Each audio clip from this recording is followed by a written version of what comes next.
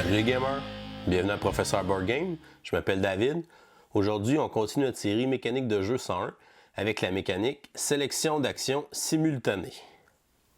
Dans cette mécanique-là, les joueurs vont avoir en main soit des cartes, des jetons qui représentent différentes actions qu'ils peuvent faire pendant leur tour de jeu.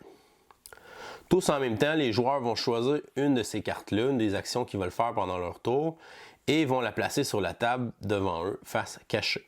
On ne montre pas aux autres joueurs quelle action on veut faire.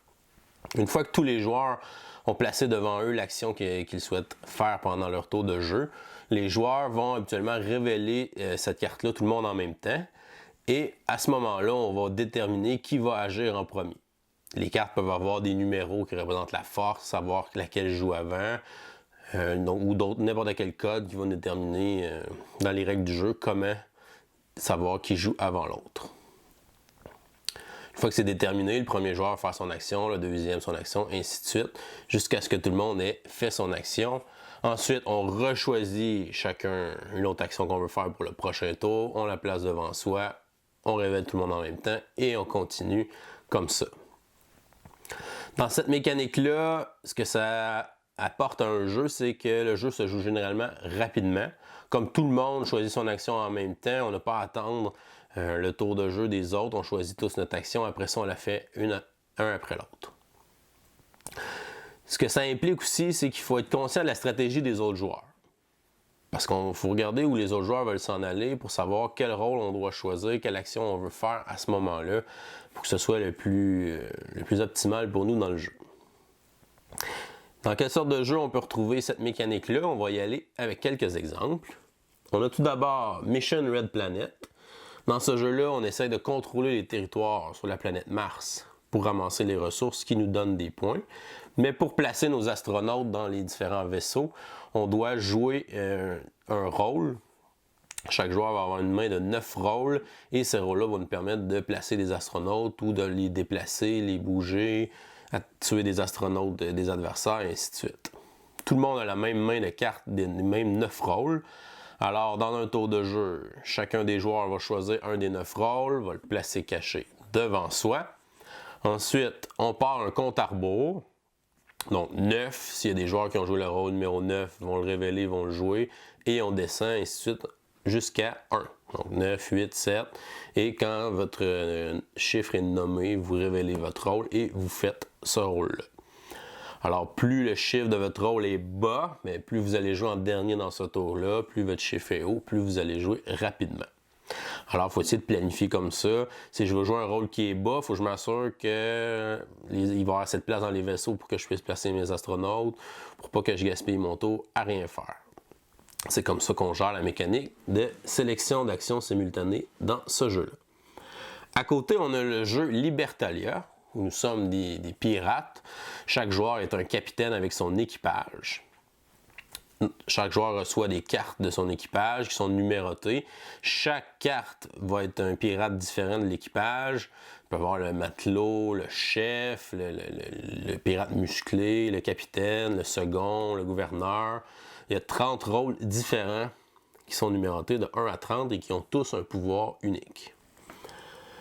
Quand vient un tour de jeu, chaque joueur va choisir quel pirate de son équipage il veut envoyer pour l'expédition pour trouver les trésors. On va placer cette carte-là cachée devant soi. Quand tout le monde est prêt, on révèle les pirates qui ont été joués ce tour-là et on va les placer dans le navire en ordre de force. Les pirates ont chacun un chiffre qui représente la force, l'influence de ce membre de l'équipage.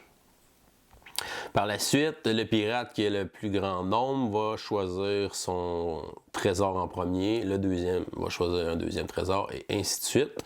Vous pouvez alors, si vous êtes le dernier à choisir, vous pouvez être pris à prendre un trésor qui est maudit et qui va vous enlever des points.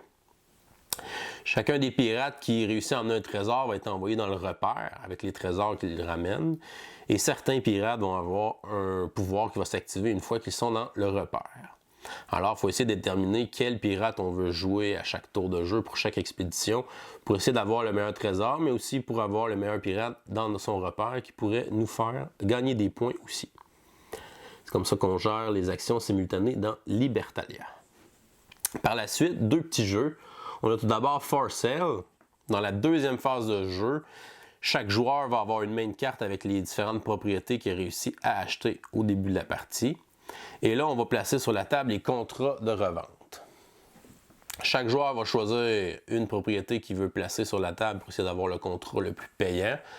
Et une fois que chaque joueur est prêt, on va révéler tout le monde la propriété qui a été jouée. Le joueur qui a joué la plus grande propriété va gagner le contrat le plus grand. Et après ça, on descend. Le deuxième gagne le deuxième contrat et ainsi de suite.